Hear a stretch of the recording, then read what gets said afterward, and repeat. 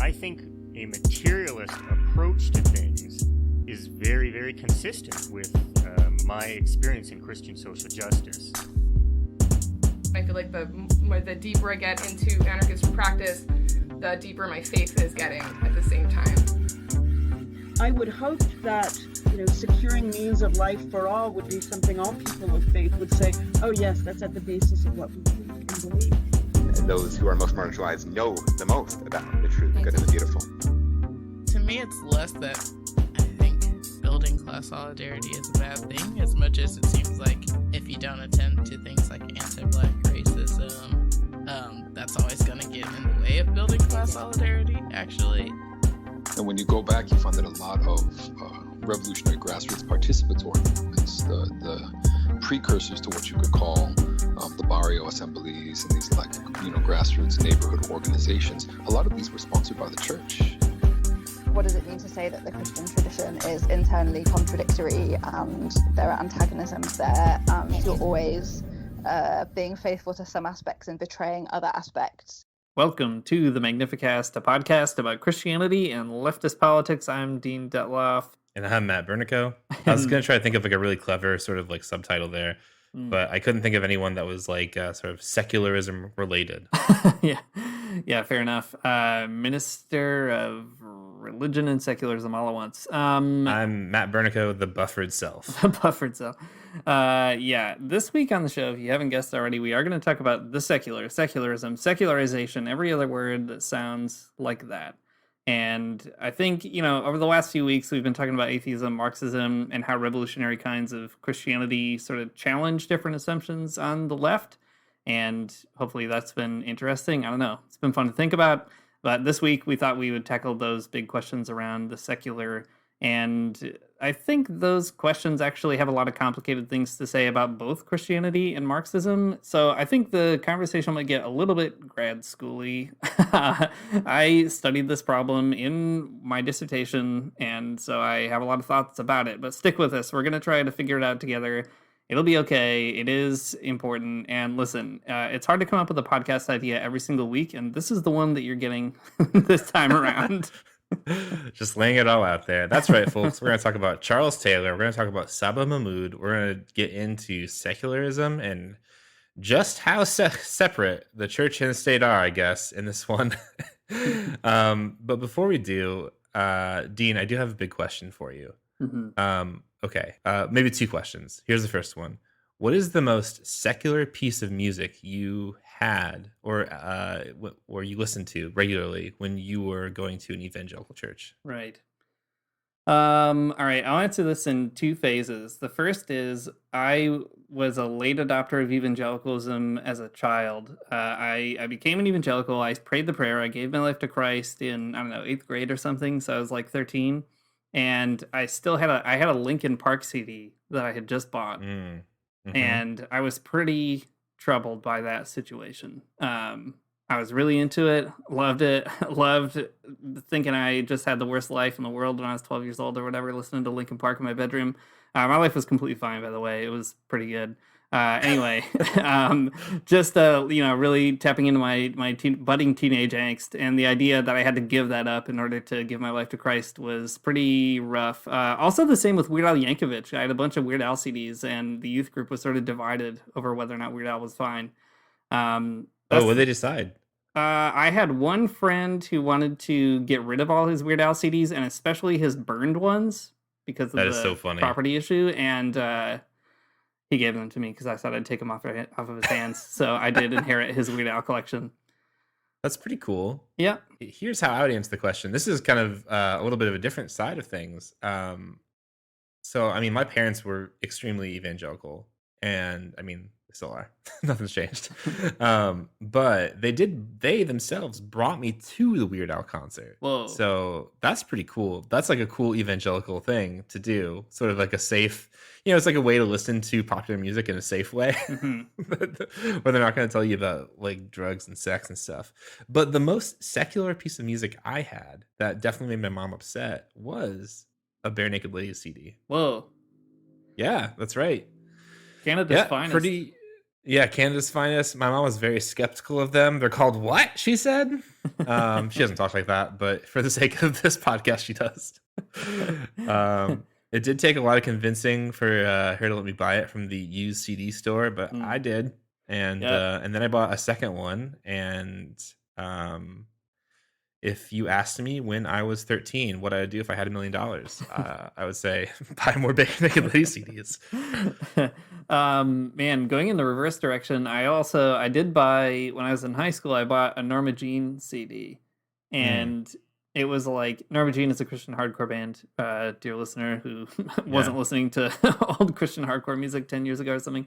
Anyway, there was a cover on the album, I think it's like their second album maybe, and it's like a kid being attacked by a bird or something. And, it's like an unsettling image. And I remember going to buy it, and my mom was in the store at the time. My mom was like not a hardcore evangelical, but just like a pretty average Christian mom, Catholic mom. Anyway, she was like, I don't know about that CD. It looks kind of, yucky. And I told her, I don't know, Mom, they're Christian, so like I guess it must be fine. And I did get the CD, so it works in your favor in the other direction. That's true. That's true. Okay, then in the other, truly in the spirit of the other direction, what is the worst piece of Christian music you put up with because it was not secular? Man, I did listen to a lot of very bad CCM music and tried to convince myself that was fine. But I have to imagine, I wish that I had like my very first iPod, because I don't know if you had this situation too, Matt, but I would like troll the internet, scour the internet for the most obscure Christian bands I could possibly find, just because they were, I don't know, fine. They had the stamp of approval. And there were probably 100 like no name Midwest shitty hardcore bands that sang about Jesus that were flooding my iPod, not because they were good, but just because they were safe, I guess. Yeah. 1 year when I went to Cornerstone, I was at a Generator stage and I saw a hardcore band play there. And I couldn't, for the life of me, tell you what the name of this hardcore band was. But apparently at the time, I liked them so much, I thought I'm going to buy their t-shirt and their CD. So you can tell I was serious. And a few weeks later, after Cornerstone was over, I did actually go to church camp, and I was wearing the hardcore band t-shirt. And one of the camp counselors said, "Hey, that's my band." And I said, awesome. "Oh my God. I love that." Yeah, so that's how the Holy Spirit works, if you think about it. Yep, and I am thinking about it, and that is how the Holy Spirit works. And I think drawing all things together. Yes, it's great. Exactly. I think that's a great way to ease ourselves into this conversation. So we're all warmed up. That is what it's like for evangelicals to think about secularism. And it's actually not the worst way into the conversation, honestly. Christians have a lot of weird ideas about secularity, the secular, so on and so forth. Evangelicals are always worried about secular culture. It's this kind of like poison from your purity or something.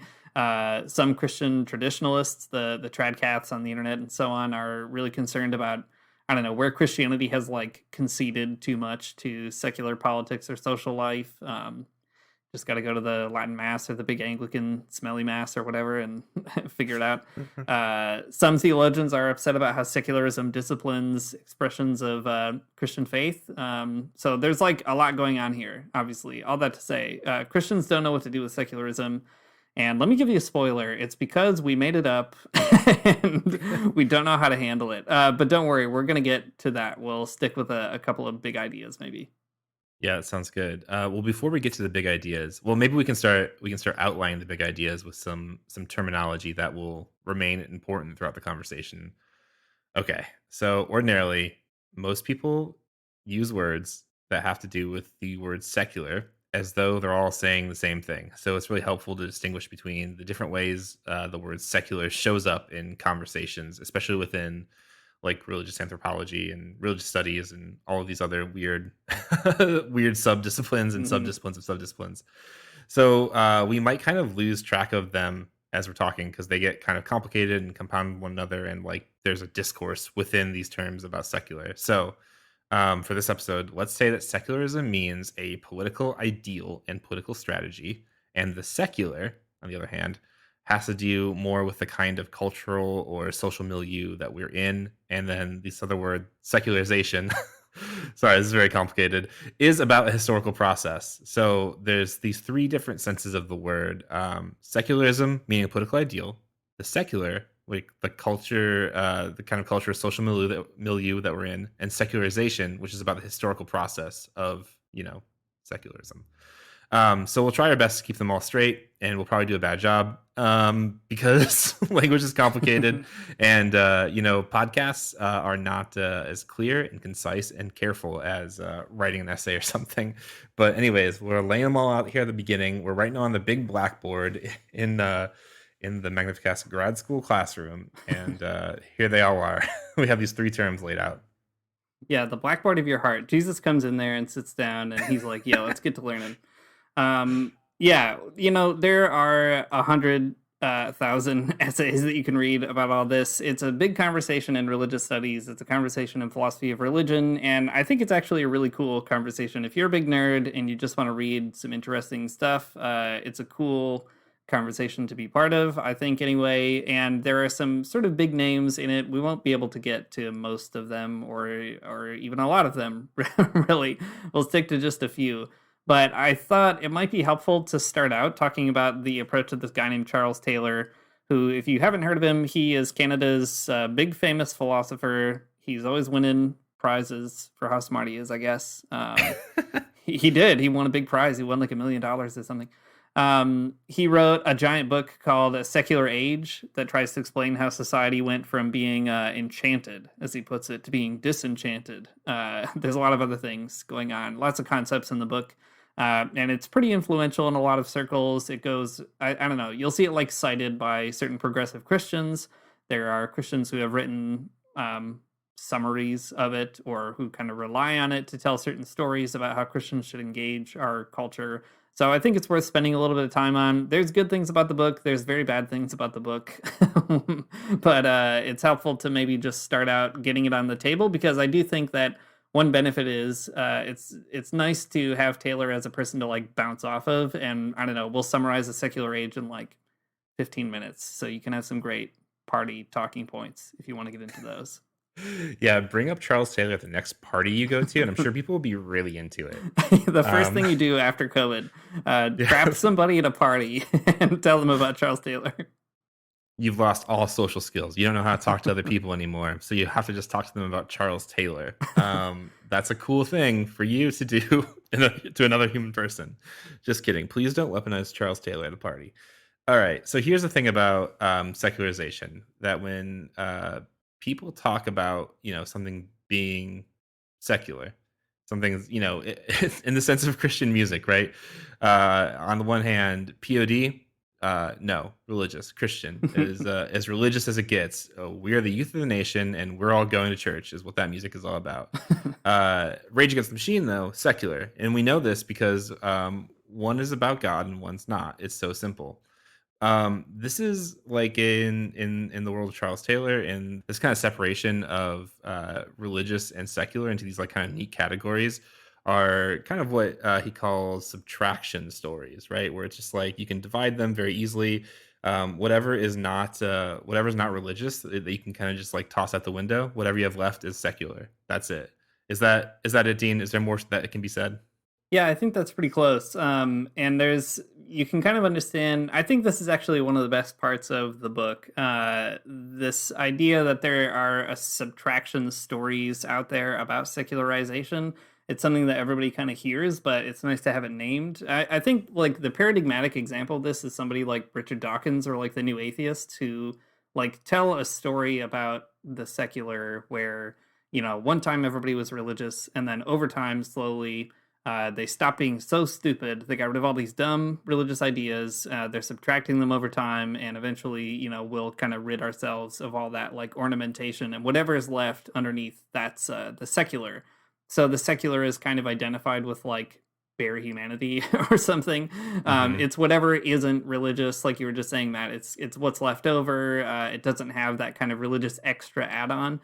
And so you see it in Dawkins, but I think you're right to use that POD example in a way too, because a lot of Christians kind of implicitly take that story as well, although in a kind of different direction, right? Like not a story of progress, I guess, but certainly the assumption at least that, whatever's not religious is secular and vice versa. So you kind of have to like guard against all that other stuff that's floating around out there.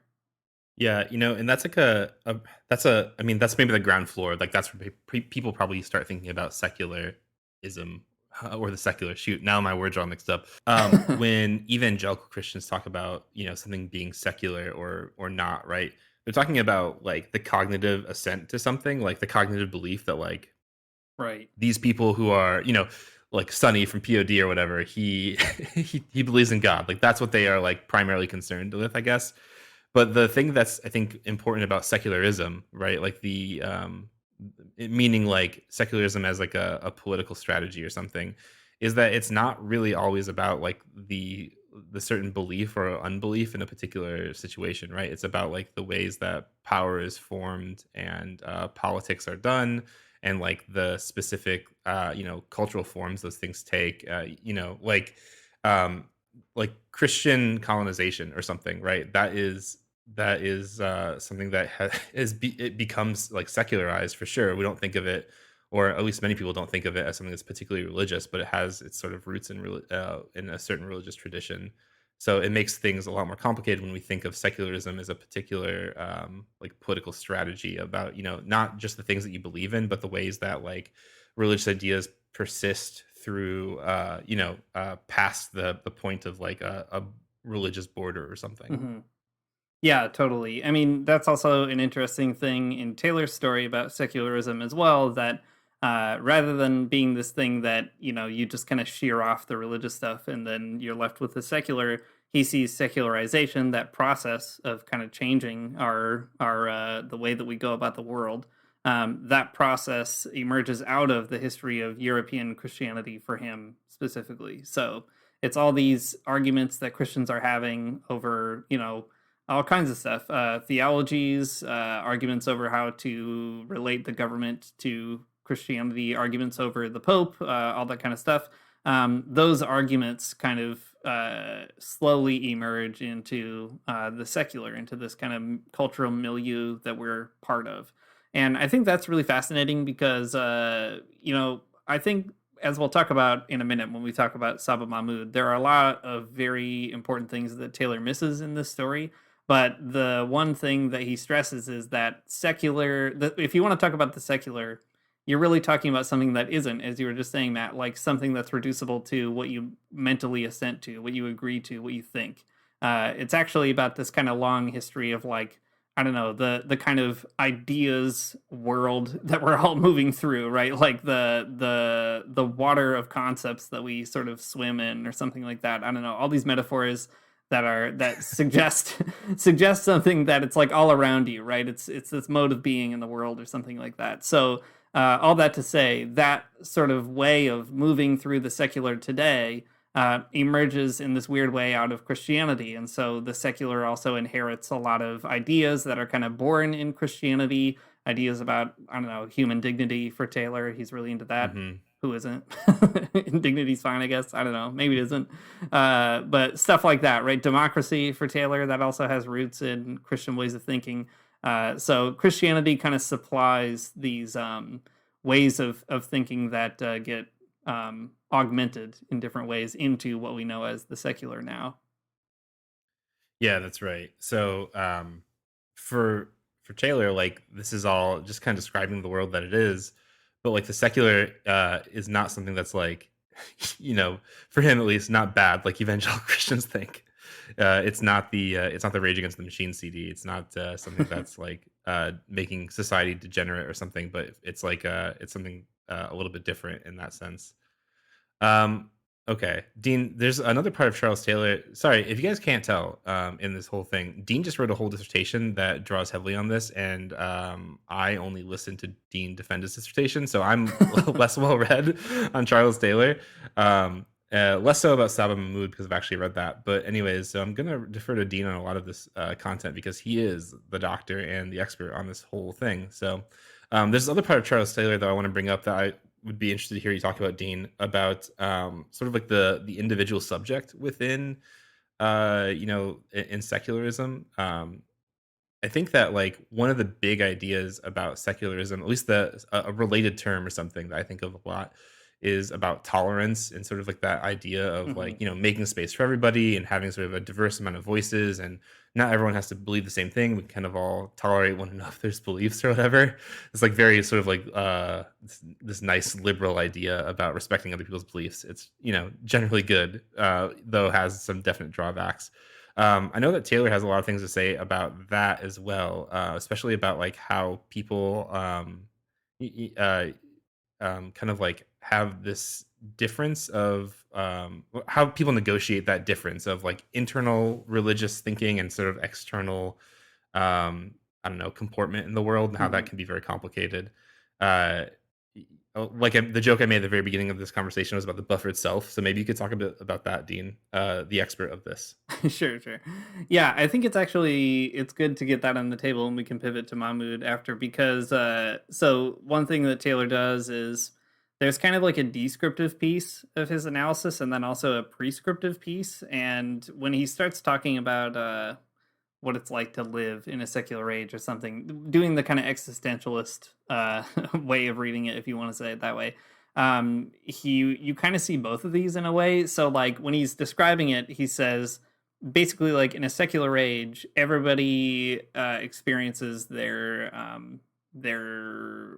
like the way when you walk out into the world, you meet all kinds of people that don't think like you, right? You experience a kind of pluralism that you wouldn't have experienced in, like, I don't know, the 1500s in Europe, right? Where basically everybody is a Christian the way that you are.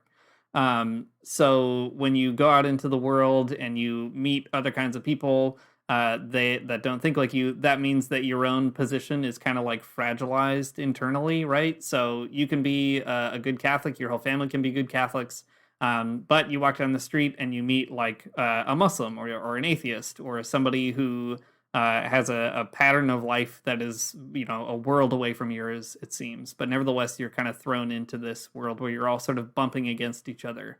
And that's the descriptive piece for Taylor, that in a secular age, you can't just like rely on everybody to just sort of believe the same thing, even though lots of Christians wish that you could, or role play as though you can. You can't, right? The world is complicated now. The prescriptive piece is that Taylor thinks you should just sort of like embrace that. Like it's fine to be fragilized, and you should kind of see that as an opportunity to, be a little more humble around other people. Matt, you mentioned the value of tolerance. There's something of that in there too, I think. You might think of it more strongly as something like hospitality. Like for Taylor, there's this kind of ethic that you should be welcoming, plurality or other people. And on the other hand, for Taylor, if you go out into the world and you're getting bumped up against all these people who don't think like you might not respond that way, right? You might respond in the opposite way by kind of closing down ideologically and saying, doubling down, let's say, on your Christianity and your xenophobia toward the other. So in that sense, your response to being fragilized would be to like create a really tough carapace, like a tough shell of Christian traditionalism, let's say, and you kind of wield that against everybody else, which if you look at Twitter for 5 minutes, will not be hard to find. So Taylor wants to say, don't do that. Instead, kind of be open to being more, willing to kind of be batted around by other ideas, and you should kind of let that settle into you, and that's fine. Like Christians shouldn't be trying to regain their lost power necessarily. They should be taking that situation for what it is and running with it. Yeah, that's cool. I mean, not a perfect ethic, but like pretty interesting just the same. Maybe a little bit of good, I've some heard good worse. advice. Yeah, I've heard worse for sure. That's right. Saba Mahmood has some very good criticisms of Charles Taylor's particular ethic that I think is pretty well founded. So that's good. We can get to that all in a minute. But generally, that all makes sense to me. Especially, man, I think the most interesting thing to me about all of that is the way that secularism might breed a certain type of Christian nationalism. Hmm. How those things could go together. I mean, the thing that I think is really fascinating about secularism, again, we'll get to more of this in a minute, but it is something that it inherits a lot of these like Christian ideas, for better and for worse. Um, and then like it tries to tell the story where like, well, now we're not a Christian like society anymore. There's sort of this like space where of neutrality. Yet we can see how these ideas they create some kind of like cyclical relationship where they kind of all come back around to one another. The secular society didn't get rid of like people who are wild Christian nationalists. It just kind of created more of them in a different way. So not a perfect story, I guess is what I'm trying to say. One that tries to solve a problem or kind of explain a problem, but in the end, really the sort of stark contrast between like this is secular, this is religious, that subtractive story. It seems like it doesn't kind of get us out of the cycle of religious failure and religious like supremacy and stuff. Yeah, exactly. Well, I think that's actually a good way to pivot into talking about Mahmood as well, because Taylor, okay, he's a big famous philosopher. He wrote a gigantic book that I did take a whole grad seminar on and wrote a lot about and spent a lot of time thinking about.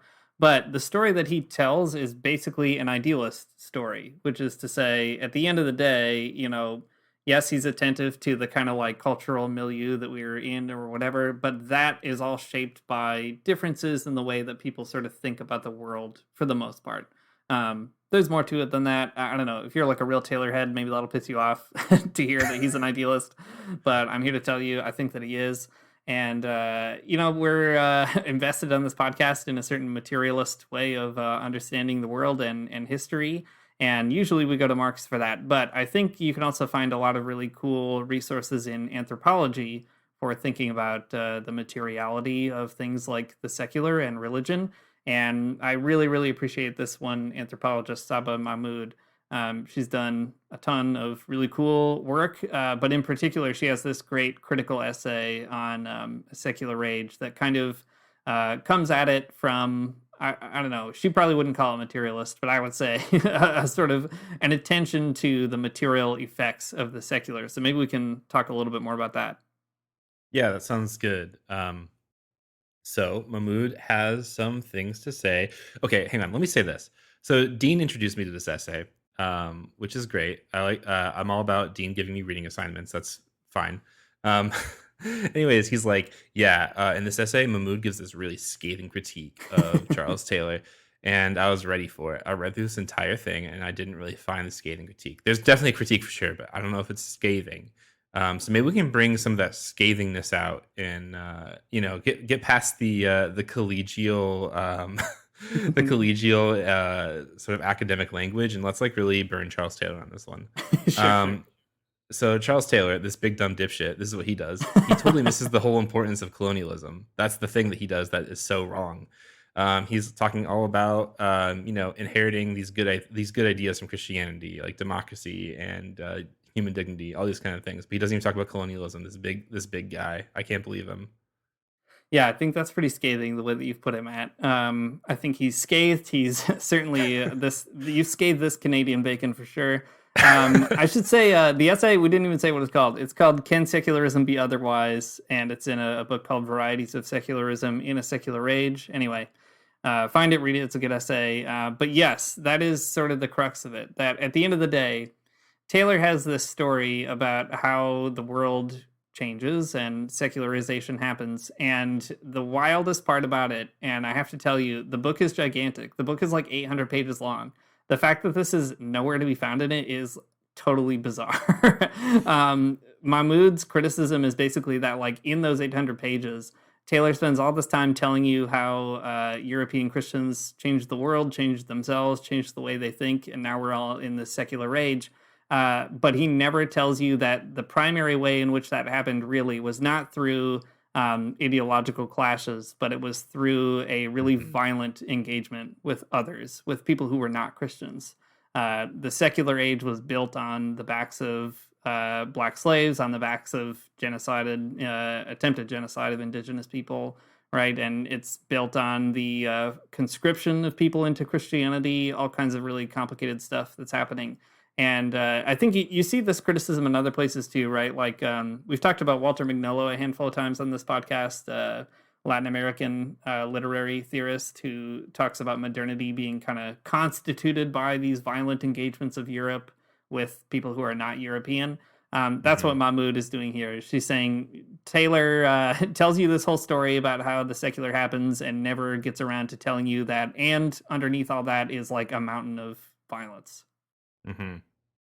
Yeah, that's right. I find these types of readings really fascinating and really helpful too, because I think I mean um like in art history, or in just like the history of culture, or in anthropology or whatever, there's this tendency to like look at Europe as like the sort of pinnacle of like the entire world, right? To like think like, oh my gosh, look at these amazing things that these great Europeans did. They built the Sistine Chapel, they built this big tower, I don't know, all these different things. But I think that what's really helpful about the work that Mahmood is doing here, but also like Walter Manolo and other sort of decolonial theorists, is to like point out like at whose expense did these things, like were these things built, like, where did the Vatican get the money to build like Right. Vatican City or whatever? Where did where did the like the gold come from, right? To build some kind of like a marvelous cathedral or something. And I think that these decolonial theorists like help us see something that is like glaring for for like the Christian tradition especially. These things don't just like sort of happen, but they do have a real human cost. And man, you got to pay attention to those things, because that's what constitutes all of these like things that we think are so great, like democracy and human rights and dignity and whatnot, right?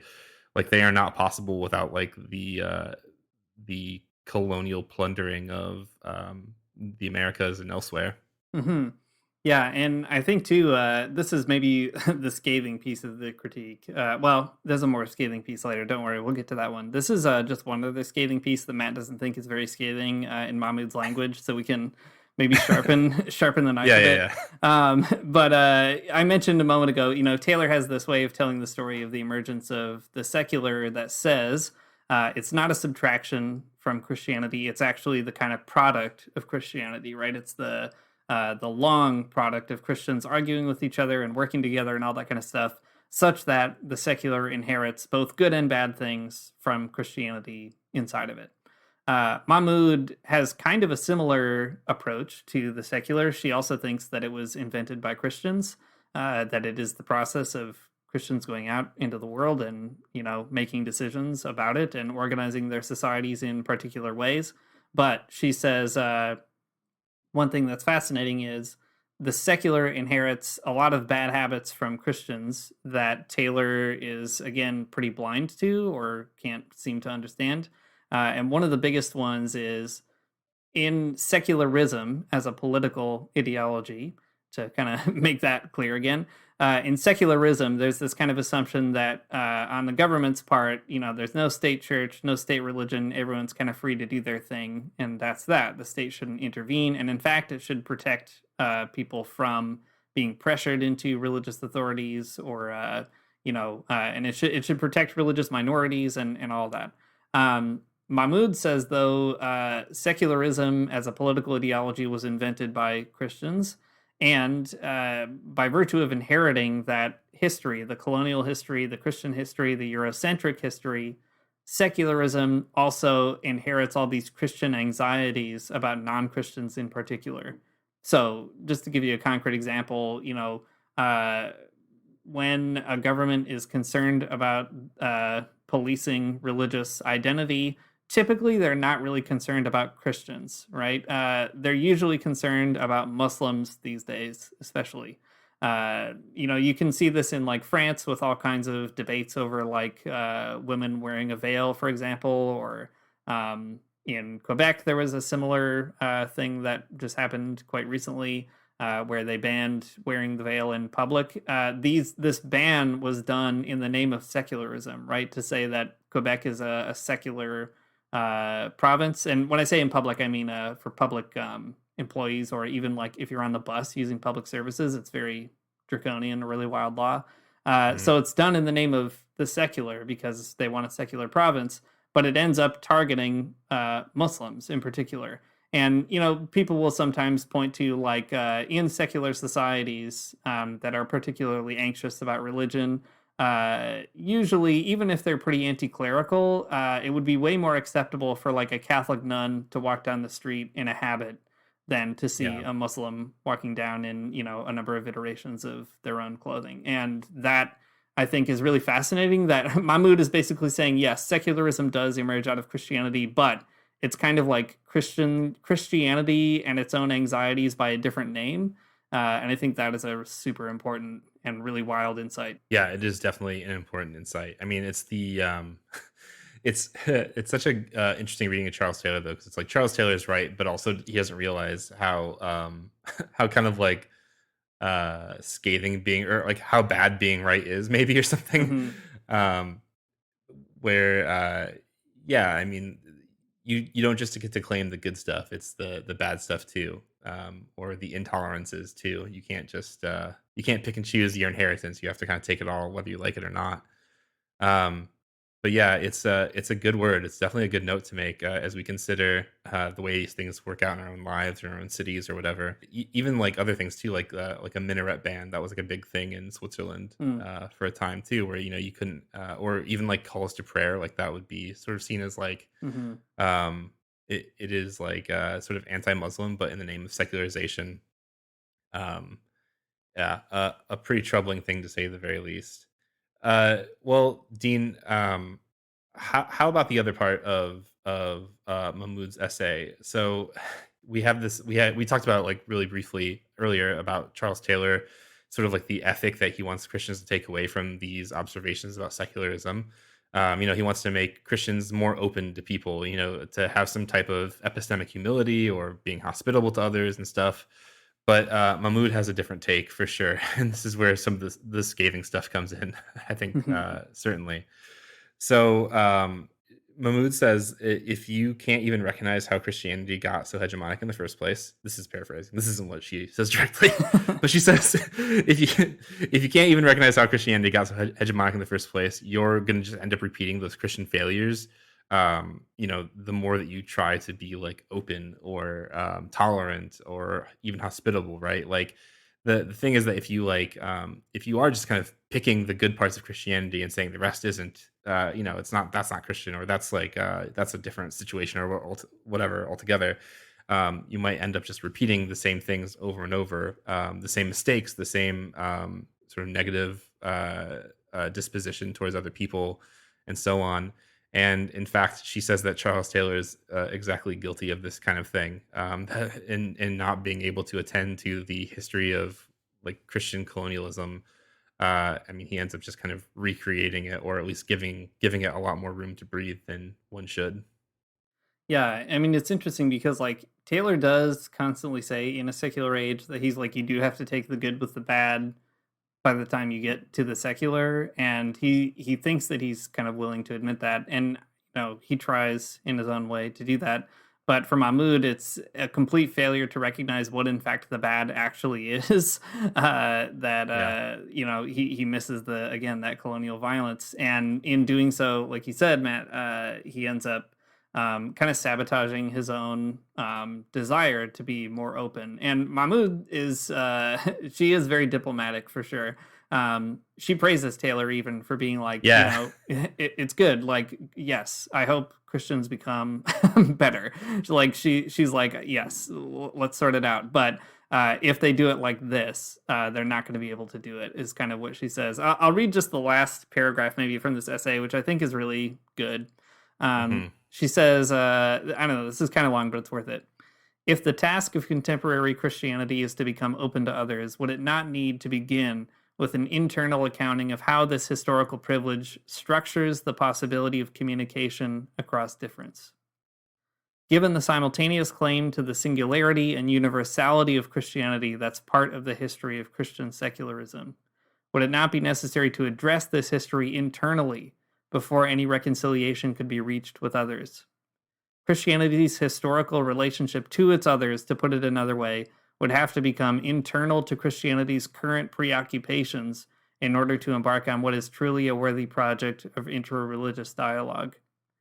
The prescriptive vision of a secular age is severely compromised, it turns out, by the historical demarcation of Latin Christendom, which remains ideologically impervious to its others. Here's the scathing part, Matt. I told you it was going to be here. How would one imagine embarking on a dialogue when the other is not even acknowledged in political, existential, or epistemological terms? It seems that by delineating an account of Christian secularism that remains blind to the normative assumptions and power of Western Christianity, Taylor's invitation to interreligious dialogue sidesteps the greatest challenge of our time. So Mahmood is really like throwing down the gauntlet here, I think, at the end, and basically saying, look, if Christians want to figure out how to deal with other people, then they have to first look inside to figure out how they did a very bad job of that first. And she's like, Taylor's not willing to do that. So how would anybody be able to sort of come to the table and expect that, he's going to do it now, seeing somebody for the first time? And I think that sort of demand on Christians to reckon with their history is such an important one. I mean, we talk about it on the show here and there, but it can never be said too much. Christians, I think, have a particular responsibility to figure out, what is going on in our own traditions that created so much violence, and how also that violence persists in things like the secularism. So it's like evangelicals are so suspicious of, what they call the secular. But ironically, they're sort of like fighting the windmill of like maintaining Christian power in a hegemonic way, which is a really bizarre symptom of society as it is. Yeah, bizarre symptom is right. I mean, I think the thing that maybe some people get tripped up on. Well, okay, hang on. Let me take a step back. Like the word decolonization is like really in vogue at the moment, and in some ways that is good because people are becoming very interested in decolonial theory and all these kinds of things. I mean, me being one of them, I definitely jumped on the bandwagon when other friends started reading that stuff, and like for the better, for sure. But there's also a different type of like way that people can kind of throw around the word without recognizing exactly what that kind of critique means. Like the work of decolonialization is hard, and especially when it comes to structures that like are extremely pervasive, like Christian supremacy and like white supremacy. Like those things are very hard to undo in both your mind and both like power and like in the political system, right? And it's like it's about so much more than just like getting rid of like a few bad things or something, but it's about kind of overturning the entire way we think about things, but also like understanding the deep history of Christian supremacy and like the ways that it's entangled with white supremacy and so on.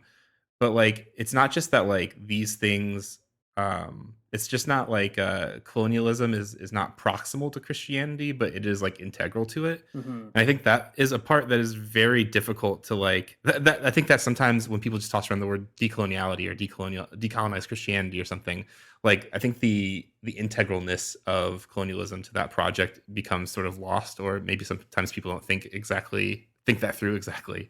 Like I mean, I don't know, we don't need to draw them all out here, but like, I'm thinking of all of like the wild papal bull in like the 1500s or whatever, where it's like, I don't know, sorry, these people indigenous to this place that we're gonna go and like plunder, like they're not real people, so it's okay, like we can do it. Or like, like that establishes sort of like the bloodline of like pure Christian people against like Jews or something. Like these are projects that I guess are integral to Christianity in ways that I think people don't necessarily recognize as being like integral and more than just being proximal. So I think when Mahmood kind of draws us out here, it's so important to recognize the depth of like the critique, that it's not that Christianity can just be like easily fixed if you just kind of like think about it differently, but it's like it's deeply broken. I guess that's what I'm trying to say. Yes, deeply broken and maybe not even fixable, and you just have to like figure out how to live in the rubble of all that.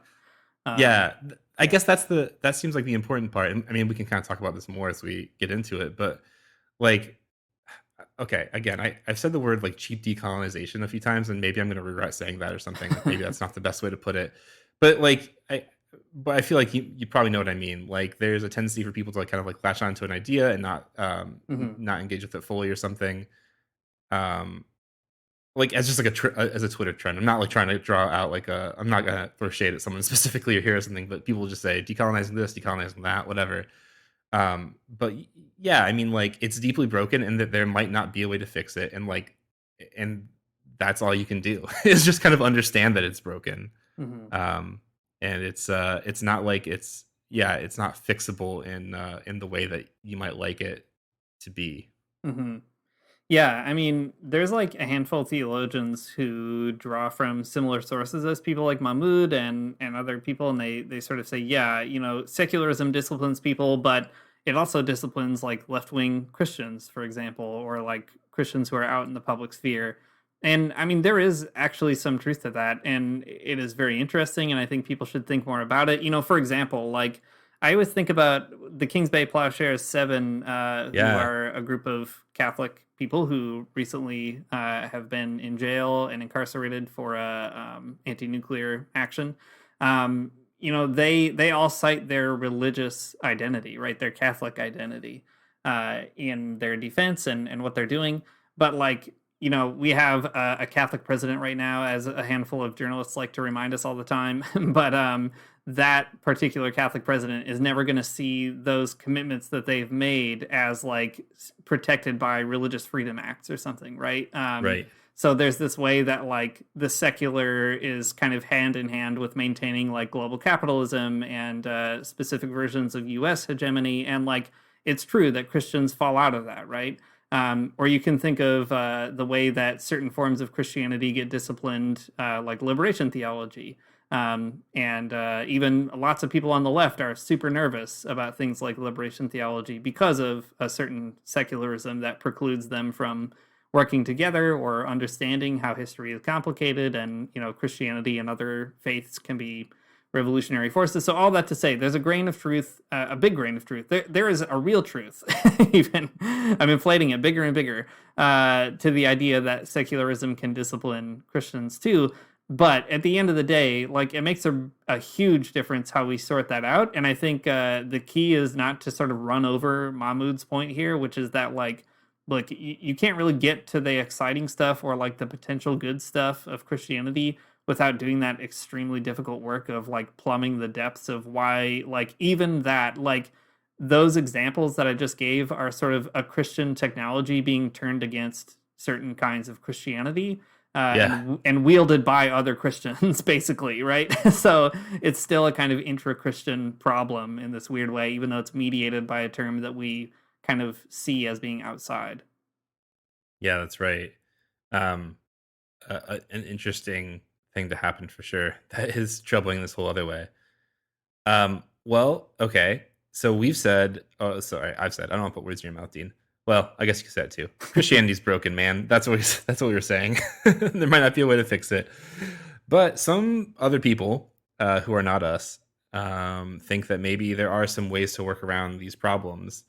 And well, listen, I'm not tipping our hand too much here. Dean and I don't find them very compelling, so we can talk through a few of them. William Kavanaugh, for example, he makes the argument. But some of his work also ends up suggesting the key then is to find the true source of Christianity, which is an idea that we've definitely dealt with before in the past on this podcast. That Christianity, it's got its rough patches. You guys look for the true good stuff, right? So William Kavanaugh thinks that you need to look for that good stuff and like commit to that against secularism. And to be fair with Kavanaugh, he's his version of true Christianity is not like reactionary in the way that other people's versions are. For example, everyone's favorite weird Twitter person, John Milbank, who is definitely reactionary, but whatever. Kavanaugh understands better than Taylor, though, that colonialism is an essential part of the story. That's definitely there.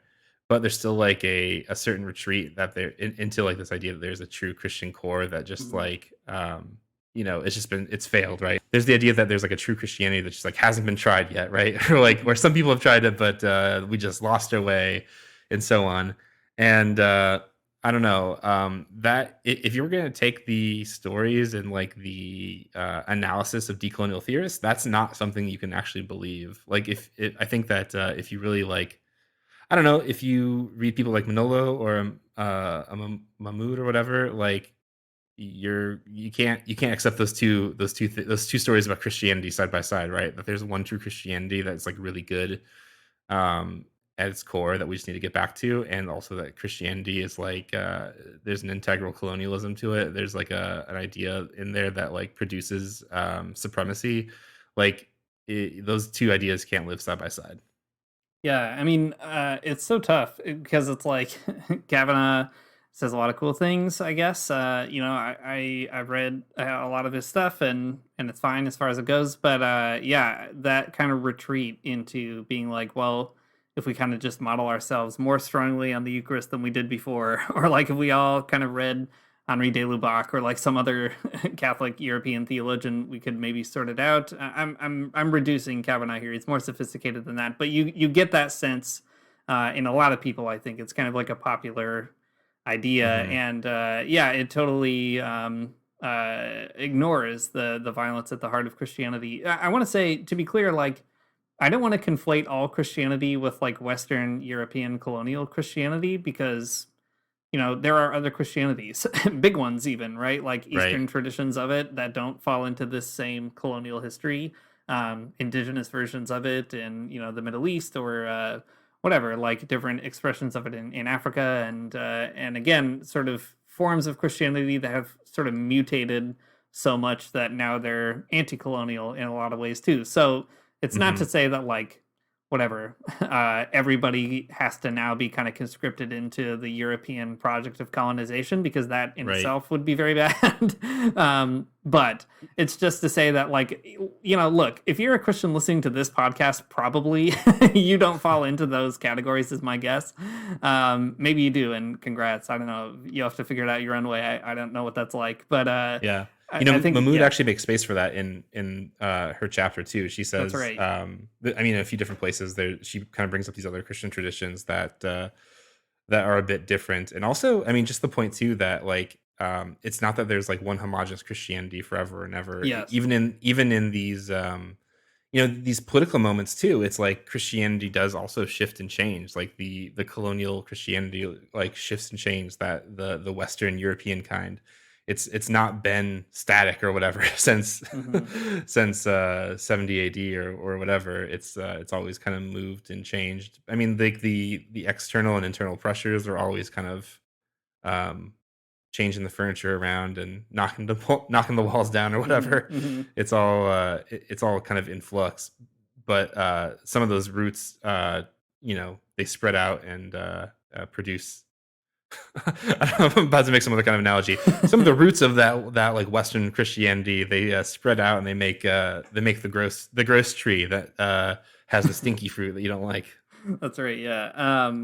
Yeah. I mean, I think maybe one way to summarize this is like, I think, Christianity, a lot of people appeal to it as, again, that kind of ultimate thing. You can just retreat into it and it will give you all the keys to secularism. Whether you're an evangelical who doesn't want to be stained by evangelical or stained by like secular music, Linkin Park or Weird Al, whoever it might be, or whether you're like, a high church Anglican convert who's like, I don't want to be disciplined by the secular state or something. I think at the end of the day, like, no matter how we sort it out, Christianity has a lot to answer for, and it's also like not a simple answer for everything else. I think that's the key. Like, you can't just expect it to be marshaled, in a simple way by having a church militant style politics and then just get it all sorted. Maybe one last thing to say really at the very end here. We should briefly talk about Marxism and secularism. Yeah, I guess. Yeah, I mean, there's like a lot that we could say. We could have talked about it for the last hour, but whatever. Marx, I think, does inherit some of these things that Mahmood and other people talk about, but is complicated too in his own way. But the real interesting thing is like how communist governments have kind of inherited some of this stuff. And here's my hot take, I guess, about Marxism and secularism that I'll throw in at the end here. I think that, some Marxist states have been figuring it out more creatively than in the past to sort out the religious problem in their own societies. But by and large, one of the biggest ironies of Marxism in power is that in its drive to kind of establish a state atheism, it actually ends up kind of being structurally very similar to how Christians deal with other people, and that is not good. Don't do it. If you're going to deconvert from Christianity, do it that way too. Don't retain its like worst habits. Yeah, I mean, it's actually a really good example of how pervasive that Christian logic is to secularism, though. That even when you're trying to do, the opposite of it, you're trying to completely subtract it altogether, right? You can't do it. There's still, it's going to be like there's a lingering Christian core that doesn't let you kind of get rid of its structures altogether. Mm-hmm. Um, so yeah, I mean, it's just like it's like a thing that you can't just really sidestep away from because you'll end up reproducing it in the dumbest ways. Yeah, and also I should say, like, this isn't all to say that the word secular is like a bad word, or that it's always bad, or that it always means the same thing in every place. Like, Right. one example I always sort of think about a lot, and I'm still thinking about, is Cuba, where Cuba was officially an atheist state for a long time, and as we've said again on the show before, there was a long period of time where if you were a Catholic, you couldn't be a member of the Communist Party of Cuba. But that policy changed later on, I think in the 80s, and the state officially changed its policy as well to say that it is a secular state, not an atheist state. And after that happened, then Catholics were allowed in as party members, and there's greater freedom of religion, I guess, or kind of a little more affirmation of it. But the point being that the secular, in that respect, was actually a way of like toning down the sort of atheist discipline of all religion, or what gets called religion. And I think that is really fascinating. And like, I would love to know what Mahmood has to say about Cuba. I mean, she's tragically passed away, and as far as I know, did not read anything about it. There are lots of other anthropologists writing about communism and secularism and all this stuff, so people are thinking about it. But all that to say, the secular is, don't walk away from this being like, well, I don't know, Christianity's bad, and the secular is also bad, and it's all just in an uncomplicated way, not good. But anyway, Yeah. just to say there's a lot going on. Yeah, well, maybe that's where we can end. Like, what do we say then, kind of in the wreckage of all of this? I guess, right? We said that Christianity's broken. Maybe you can't fix it. I don't know. It's like, what do you do? I think that, I mean, we've talked about Marika Rose a gazillion times in this podcast, and we probably will talk about her a gazillion more times because she's right. That's the thing. Marika Rose has a really cool book called The Theology of Failure. We've done, I think, at least 2 episodes where we've talked to her specifically about some of those ideas, and 100 other episodes where we've at least referenced it. But in her book, she kind of recognizes a real similar thing, that Christianity has like some extremely bad tendencies that are not just proximal to Christianity, but like integral to Christianity, that have to be sort of dealt with in one way or another. Like, you actually have to attend to the history of Christianity, or else you're kind of like doomed to repeat the structures that the worst of it. You're doomed to repeat the worst of it, and just trying to get back to like a true Christianity or whatever, and escape the bad stuff. So I mean, the take in her book is that like Christianity is going to be like, if you're going to practice religion, which like you if you're an inheritor of it, like you kind of have to, because it sort of invades your brain in some weird ways. But like you're going to try to make it better, and you're going to fail, and you're going to try to make it better again, and you're probably going to keep failing. And like that's what practicing Christianity is going to look like. Mm-hmm. Is like trying to come to terms with the worst of it, trying to do better, and then like still probably not doing better. And on the one hand, that's like a depressing way to look at it. On the other hand, she's right. That's it. Yeah. I'll say too at the end here, like, the biggest thing to me is once you identify these kind of problems, they make your head go crazy for a little while, but then you do eventually kind of figure out, okay, well, what that means is there are some pretty tangible courses of study that I need to do, right? And like there are actions that I need to show up at in certain ways. If you want to deal with Christianity's violent legacy, especially if you still want to be a Christian like I do, that means, I think, working overtime to basically be like, well, like I live in Canada, so what was our role in residential schools, right? That's what's in the news right now. and thinking really hard about it, reading about it, listening to people talking about it, and trying to figure out how to mobilize against that legacy, right? As a Christian, being a Christian, trying to dismantle all the violence done in the name of Christianity. It's like enough to make you frustrated a lot, but it's necessary.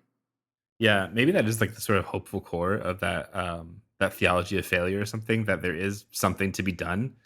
It's just like it's just like doing the work and like hoping it has a difference. It makes a difference, but you never know. Yeah. One last thing I'll add also, maybe I said the last thing was the last thing, but this is the real last thing. But like one more thing though. This sounds one really more important. thing. It's more important than the last one, that's for sure. Oh no! Now it's too. You've put too much on it. Now it sucks. This point, but I'm gonna make it anyway. The point is, so we've been complicating the term secular and secularism and all the rest of it. I want to say at the end, you can also do this with the word religion, which is extremely funny. Religion is a very weird word. It's been around for a long time, but the way we use it now has not been the way we've used it forever. And it emerges alongside the secular in some really interesting ways throughout the course of modernity. And all that to say, probably we should have been more judicious in this conversation about being careful about that term too. But I think it's actually really useful to start thinking about critical relationships to terms like religion and the secular if you're a Christian, because again, it's like a division that we have brought into the world and is like messing a lot of people up, including us. So we need to find a way to deal with that awful sort of two-headed monster that we've birthed. If this podcast is anything, it is the receipts to how bad it's messed us up. Yeah, exactly. Yeah, we started at the beginning talking about how I was nervous to listen to Weird Al Yankovic, so, you know. There you go. All right, folks, that's it. That's it for this podcast. If you like what you heard, you can support us on Patreon at patreon.com/Magnificast. If you do subscribe there, you get all kinds of cool things like an invite to our Discord channel, a sort of behind the paywall podcast called The Lock-In, where we pretend to have a youth group. It's not really pretend at this point. It's real. We do have a youth group. It is a real youth group in some sense of the word, for sure, recreating all of Christianity's worst tendencies. Anyways, the intro music is by Amari Armstrong, and the outro music is by The Illogical Spoon. We'll see you next time.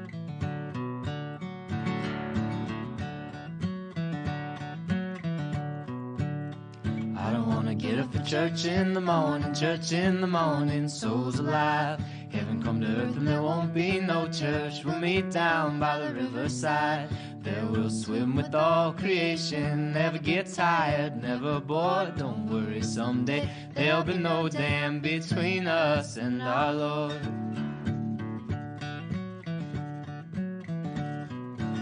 Jackson, keep your hoods up. Keep your hoods up and you stay up late. In Jackson, you keep your hoods up. Well, you keep your hoods up and you stay up late. Oh, don't mind a cold night, but we might mind if you leave too soon. So come on now, it's still early. At least I would have